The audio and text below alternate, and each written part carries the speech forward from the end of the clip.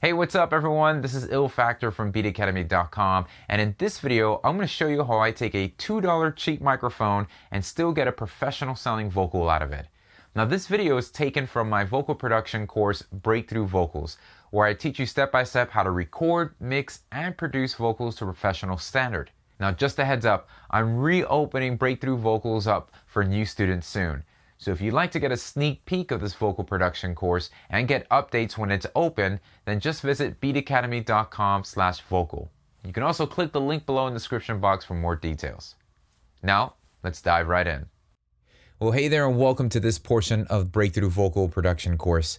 We're going to focus on the restoration process. What do you do when you're stuck with limited resources or you have problematic vocal recordings that have a bit of issues, maybe some high-end hiss, some hums, just some things that need to be cleaned up? Well, in this one, I'm going to focus on using a handheld microphone. This is going to be a dynamic microphone. And unlike what we've covered in the earlier part of the course where we're recording our vocals with a condenser mic that requires phantom power, 48 volts, to power the capsule in the microphone. This, I went out of my way to find, this is actually a used, I had to double check to make sure it was working, but this was in a garage sale and it was basically $1.50. So I wanted to make sure I found like the cheapest microphone I could find. It doesn't even have an XLR connection, it's just a 1/4-inch connection. And I wanted to basically use this to show you how you could use whatever limited resources you have as just really understanding the tools that you have at hand to get the best possible performance. Obviously, a better performing microphone or a better quality microphone is going to give you an automatic better and higher quality recording take. But what do you do when this is all you have, right? So let's go ahead and connect this. Now, as you can see, this microphone has an on and off switch. Not a lot of dynamic microphones have that, but this has it. And so I'm going to plug this into my interface directly in there, no preamp, just using the preamp on my recording interface. And so what we need to do is now go ahead and turn this on. The first thing we have to keep in mind is the gauge staging. Now you might need to turn up the gain a lot when using a microphone like this, but you need to be careful that you don't crank it way too much in that you're getting too hot of a signal. Now I do have the gain completely stunned all the way up, and that's already putting me at speaking level, almost at peak around -12. I can click this here in Logic Pro, and we're seeing we're at -11 dB. So I'm going to dial back the gain a little bit. Now the problem with these kind of microphones is like you either have to crank it all the way up or anything other than that, you just don't get enough gain. But I like where it's at now. As you can see, it's all the way drastically down from -11 to -21. That's fine because this is my speaking tone. This is my speaking volume. And so as I start to sing, I want to make sure that I'm going to get some good levels. So let's try this out. I get no sleep from the voices in my head, my victory. So as you can see, it's jumping a little bit higher there. And we'll just deal with that at that level. I'd rather get it there than having the gain a little bit way too high and not have enough headroom when we're doing this. So we might actually be getting a lot of the explosives and a lot of the P's and things like that are really going to be predominant here. So I'm probably going to be using a pop screen filter to stop with that. But let's go ahead and record just the way it is and see the issues we have, and then take our next step forward with cleaning it up. So let's go ahead. I'm going to go into Logic here. I'm going to arm this track, and I'm going to hit the record button. I get no sleep from the voices in my head, my victory. All right, let's check that out. I get no sleep from the voices in my head, my victory. You can hear a lot of that explosive stuff like the P's and a lot of the wind coming right onto the capsule. Sleep. Really dominant, it just spikes out there. Sleep from the voices in my head, my victory. And it just, other than that, it's not too shabby. Very dull. It's not bright at all, so we can fix a couple of things with the EQ. So first thing I want to do is I want to be able to Let's see if using something like this, like a wind filter. This is usually used outdoors, so you're not getting a lot of the wind to this. Let's see if this does anything different to the performance. So I'm going to move this over here, and let's see if this can stop some of the P's and the things like that. I get no sleep from the whispers in my head, my victory. Let's see what this does. I get no sleep from the whispers in my head, my victory. It's a little quieter here, but we can still see it present. The whispers in my... And when using this type of cheap microphone, this is the issue to really focus in on. Those little and the explosives that happen. So we really have to tame that. And so if you can, I'll move this over to the side. What we want to do is maybe just remove this because we don't have enough highs to begin with. So we'll use this. And I'm going to go ahead and use a pop filter. Now the pop filter is going to eliminate a lot of those explosives that we're experiencing. So let's go to here, make sure it's on, put it about right about there, give myself about an inch or so from the pop filter and then singing into it. And let's see what that does. I get no sleep from the whispers in my head, my victory. Let's take a listen to that. I get no sleep from the whispers in my head, my victory. Now that's a lot cleaner.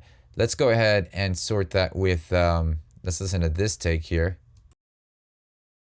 I get no sleep from the whispers in my head. Now that's with the wind. Let me just take this out of the way. So that's with the actual windshield, that little the little fuzzy cover we put on the microphone. And here's without that. I get no sleep from the voices in my head, my victory. And now let's go listen to the one with the pop screen filter. I get no sleep from the whispers in my head, my victory. So big difference. And so if you've just got this handheld microphone, I mean, this was literally just like $1.50 from a garage sale. I went out of my way to just find for this purpose. And if you can, just invest an extra $5, $6 on a pop screen, because that will make a big difference. And because ultimately the explosives that you're experiencing are the biggest problem, as you can see, without having that pop screen on a lot of these handheld dynamic microphones. So you want to be able to control that with having the pop filter there. So we're going to stay with the recording with the pop screen because that was the best one. Now what we're going to do is use some of the stock plugins in Logic Pro X to clean up the vocal as best as we can. So let's start with eliminating some of the empty spaces that have that high gain hiss in the recording. I get no sleep.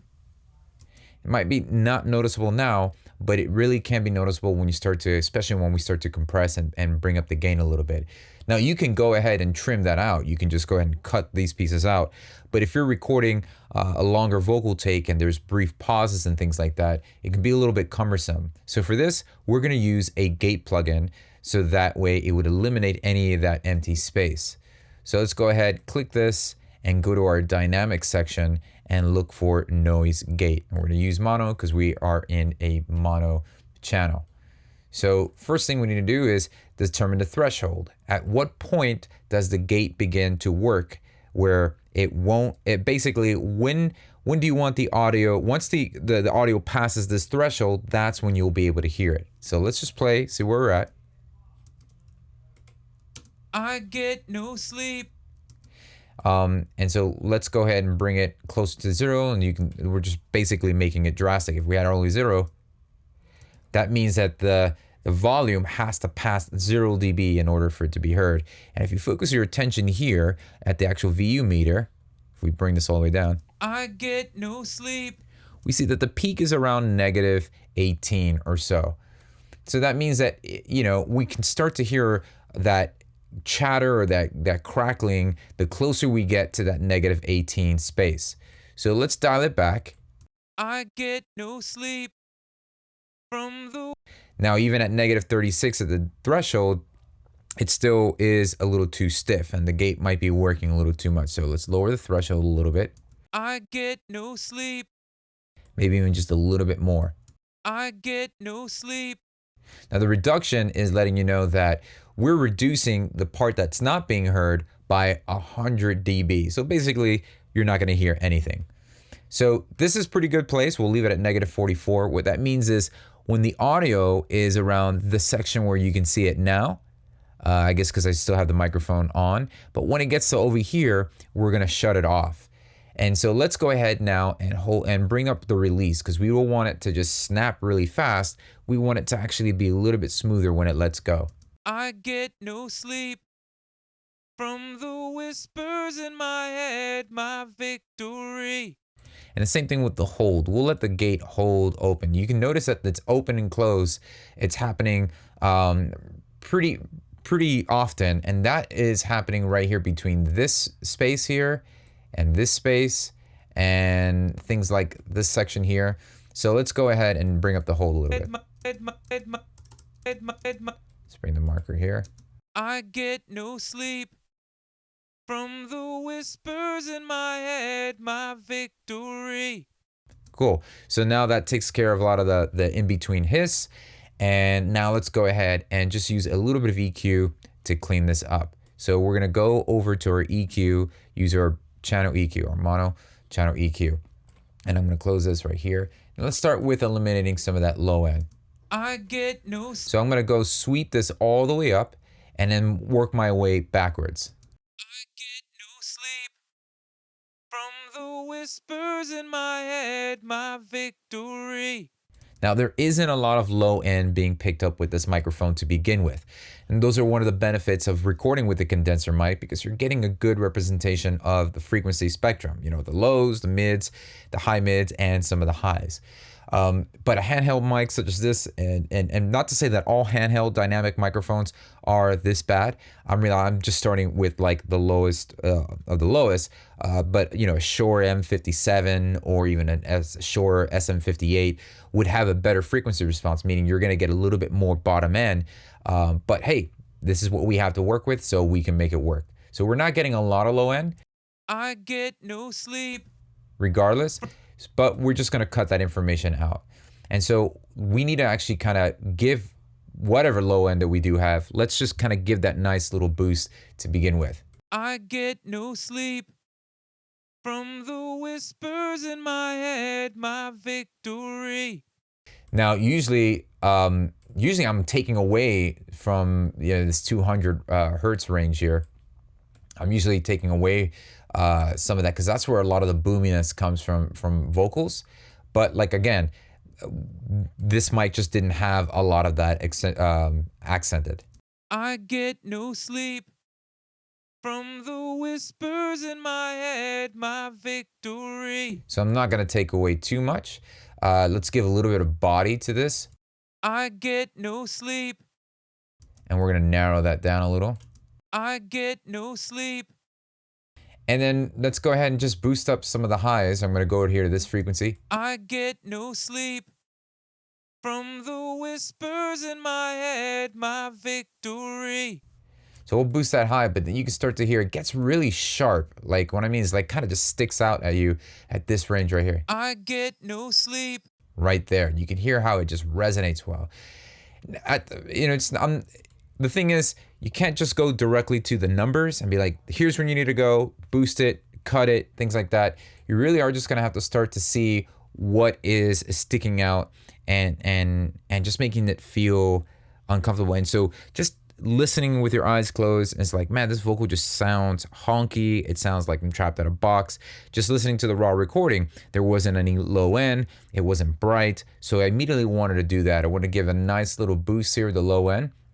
This little hump here down there, definitely brighten it up a little bit. But as I brighten it up, that brought to me some of that sharpness that I hear in the high mid in this section right over here. I get no sleep. So I might just open that up a little bit and just take some of that away. I get no sleep from the whispers in my head. So what I'm doing is just hunting by boosting up the gain. I get no sleep. Yeah, I like that. That's the one that's really, really evident. And then just maybe widening that up. I get no sleep from the whispers in my head, my victory. And that'll kind of get some, it's getting rid of the frequencies you don't want and boosting a little bit what we're not hearing. And so with a little bit of that EQing, let's move on to some compression. Now, something to keep in mind with compressing something like this, and in particular where there's a lot more, there's some hiss and some maybe even some low hum or just some other information that you don't want to be evident there. Compressing will bring that up to light. It's going to make that at the forefront as well, because not only are you bringing up the gain of the vocal, you're also bringing up the gain of everything that was recorded with that vocal as well. So this compressor is pretty cool. It has different modeling of compression, different after some vintage and hardware gear compressions and classic compression. So, but let's just stay with the basic platinum digital compression. And the first thing I want to do is just take off any of the auto release and the auto gain as well. And then let's go ahead and just apply a little bit of compression. Let's get the threshold down. And I'm going to use this graph mode so you can visually see what's happening. I get no sleep. And we can see how the audio is just about peaking over negative 20 dB. So if I have my threshold down, about negative 26, we'll get to see a little bit of compression happen. I get no sleep. So it's just forcing the audio that's going past that threshold to go down. Obviously, the attack and the release have a part to play, how fast the compression happens. So let's give it some input gain. Let's crank the gain a little bit. Let's give about 4 dB of gain. Let's raise the threshold, see where we're at. I get no sleep. Right about there. Let's go about to 6 dB of gain, and let's lower the threshold. I get no sleep. Because what I'm trying to do is get that I get no sleep. That those two, I want them to be a little bit more dynamically consistent.